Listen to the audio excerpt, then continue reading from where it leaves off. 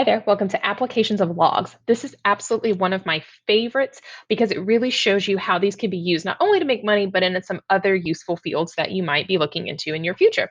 So the first formula we've actually already seen, it's just going to be a quick reminder. So this was continuous. So this was all something that we've seen before, but I just wanted to review it. So you have A is the amount, P is the principal or whatever you start with.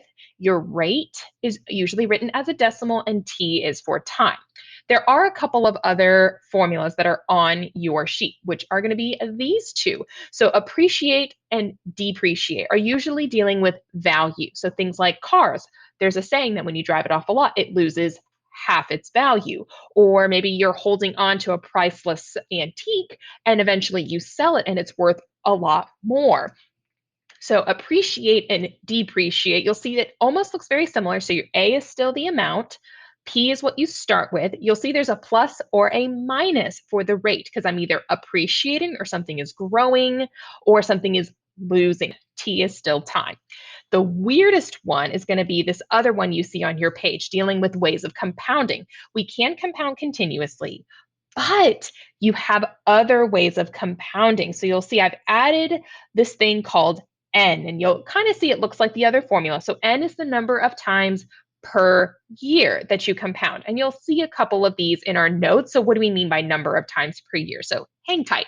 So in one experiment, she started with 100,000 cells and saw that every minute it dropped by 42%. So how long would it take just to reach down to 10 cells?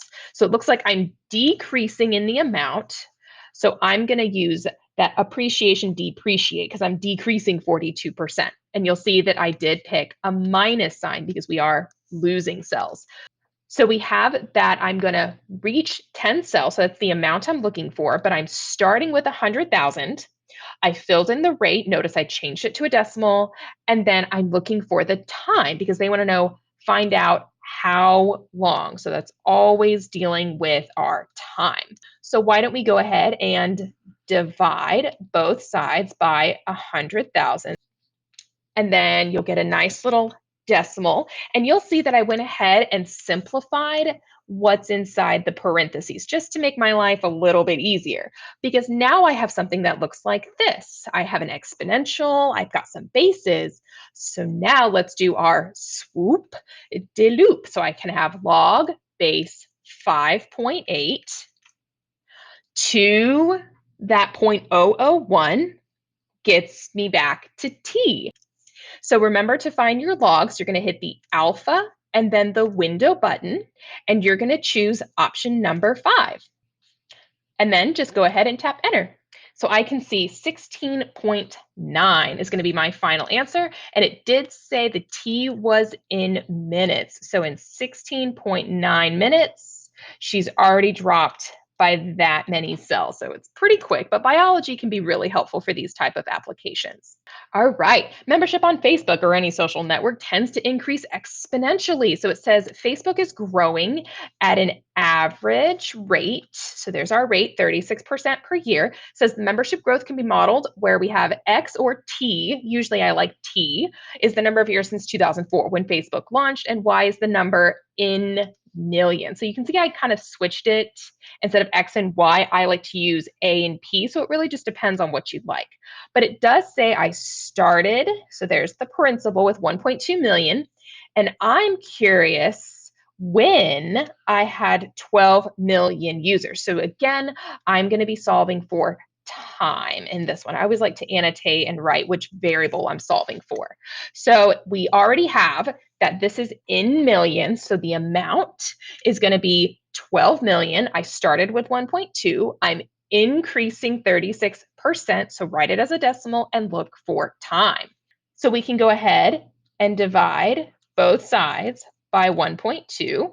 So I'm going to have 10 is equal to this. And you can see that again, I simplified what was in the parentheses. And we can rewrite with logs. So log base 1.3 to the 10 gets us all the way back to t. Sometimes you can always rewrite it.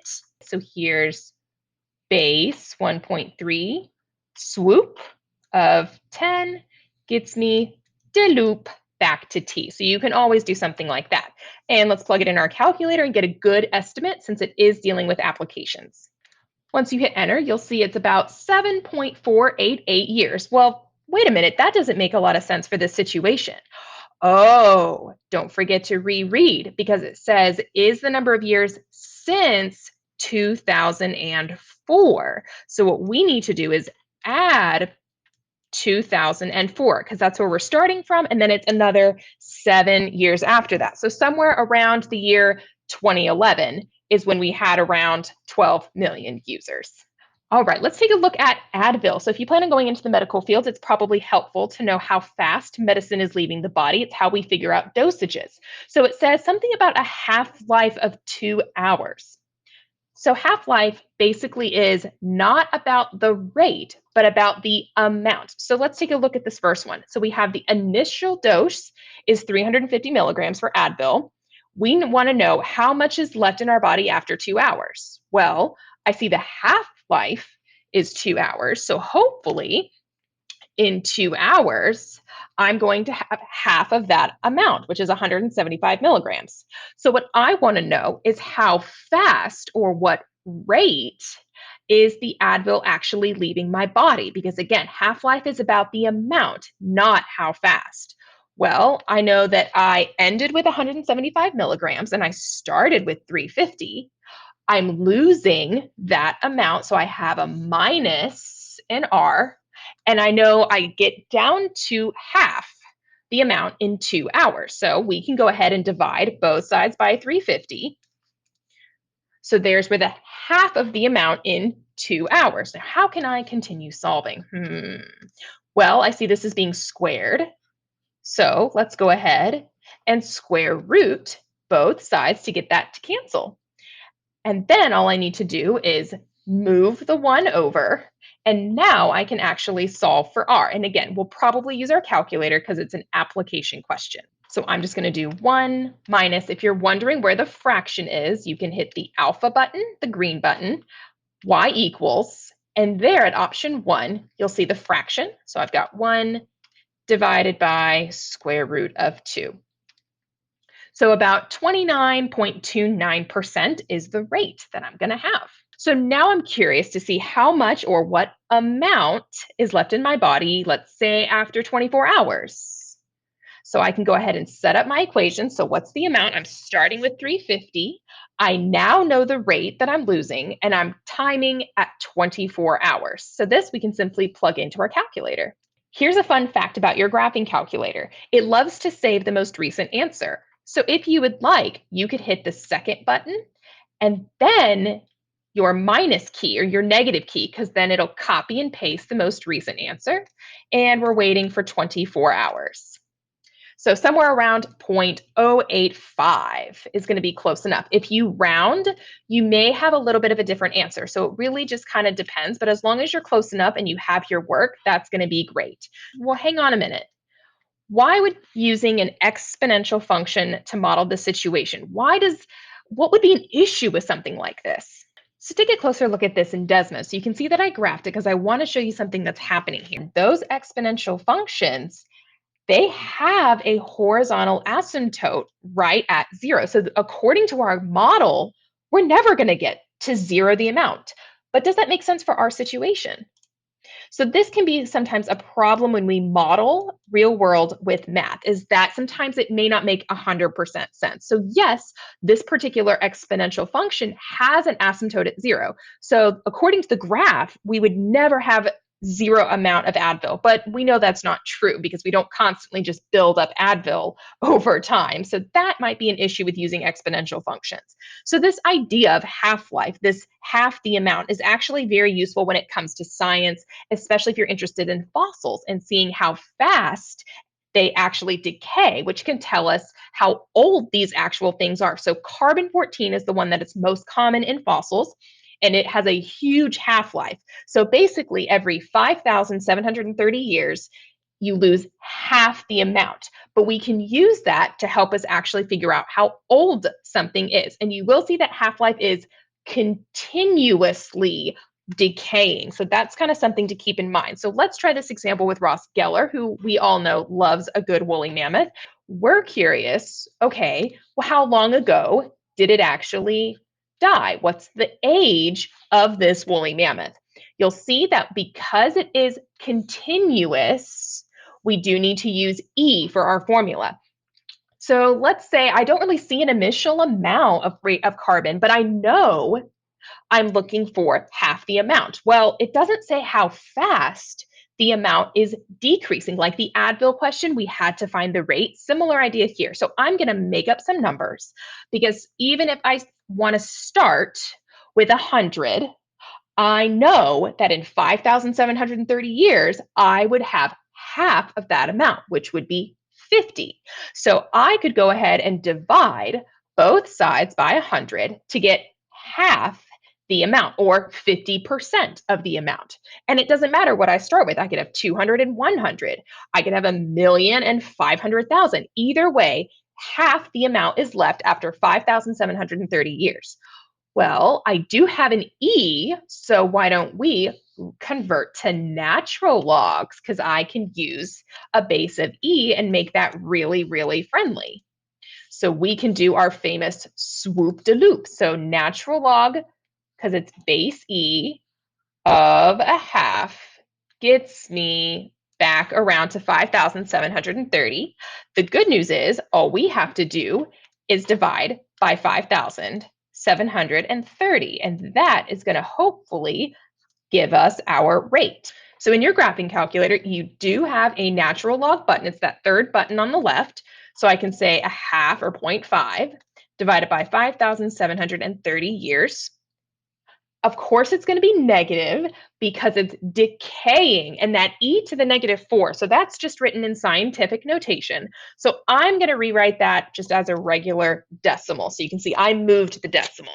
So now that I know the rate, I know how fast I'm losing it, instead of looking at half-life, or 50% for that matter, I'm looking at 3%. So even if I start with 100, I'm going to drop to 3 is how much I have left. So instead of dealing with the initial and the principal, or what I'm starting with, I just know eventually when I divide, I'm going to be only left with 3%, kind of like this one. No matter what, I'd end up with half. And it looks almost like that last problem where I can swoop de loop. I just need natural logs to help me. So base of E to the 0.03 divided. So it looks something like this. And then I'm solving for the t. So just be sure that you go ahead and divide both sides. So I can just do natural log of 0.03 divided by, you guessed it, second and answer. So you can always copy and paste the last one that you have. So I'm going to be somewhere around 28,987 years old. So that's a pretty old woolly mammoth, to say the least. All right, these last two examples are going to work with this other formula that we talked about at the beginning. So here we can see that Compass has a savings account at 2%. There's my rate, compounded monthly. So that means each month I'm increasing the amount by 2%. You know the vacation is going to cost you $2,395. You want to know, okay, well, how much should I deposit now so that I have enough money? So I'm going to have the amount is that $2,395. I don't know the principal. I don't know that initial. I do know that the rate is 2%, so I can fill in 0.02. So if I'm compounding monthly, how many times a year will my bank account increase? Well, there are 12 months in a year. So then I'm going to have 12. Now, time. Let's assume that you're probably 15 years old. Some of you might be a little older or younger, but we'll just do a rough. You're welcome to use your own age. So if I'm currently 15 years old and I want to go ahead and get the money when I'm 21, well, that's going to be a time of 6 years. So you can see this side, I'm going to go ahead and leave it the same. All of this on this side is just a fancy number. It doesn't look like a number. So let's use it and find it in our calculator. So here I'm going to use some parentheses. So I'm going to have 1 plus You're looking for the fraction, so you can hit alpha and y equals. Choose option 1. 0.02 for the savings account, going to happen 12 times a year. And then each month for 6 years. So that's how many times it's going to compound. And we'll obviously round just a little bit, so 1.127. And then I'm still equal to that 2,395. Well, that already looks a whole lot nicer because I just need to go ahead and divide both sides by 1.127. And that is going to figure out the amount that I need to go ahead and deposit. So I got 23.95 divided by, and I like to do second and answer. It keeps the answer as close to the real life answer. So as long as you deposit around $2,124 and don't forget your change, 39 cents, you will have enough money for your vacation in 6 years. He put $50 in his bank account. So that's how much we started with, and it compounds weekly. He was born in 1935. You're welcome for that information. What rate did he receive on his account if right now he has $68,550? Well, the rate, I don't know, so that's unknown. Okay, compounding weekly. So how many times a year will my bank account grow? Well, there's 52 weeks in a year. Now the time, let's see. So it's 2021 and he was born in 1935. So 2021 minus 1935. So that's going to be 86 years have passed. So I'm going to plug in 86 for the time. First things first, let's go ahead and divide by 50. And then you can see that I also multiplied these two together to get 4,472. Woo! Now, how am I going to solve? Well, looks like I'm going to need a big root. Now, we're used to square rooting. We're used to cube rooting. Oh, I bet you were not ready for taking a root that is 4,472. Why, yes, you can take that root on both sides. So think about if both sides were getting squared, it's kind of the same idea. So the way that you're going to do this in your calculator is going to hit the alpha, the green button, and the window. So this is where our logs were located. But now you're going to choose option 6, and you can go ahead and plug in. All right, I got a weird looking decimal, so I'm going to round just a couple of places. So now it looks something like this. Well, let's go ahead and subtract 1 on both sides. And then I need to go ahead, I'm dividing by 52, so let's go ahead and multiply both sides by 52. And there is my rate, so 0.084, which is really the same thing as 8.4% is the rate that he got on his bank account.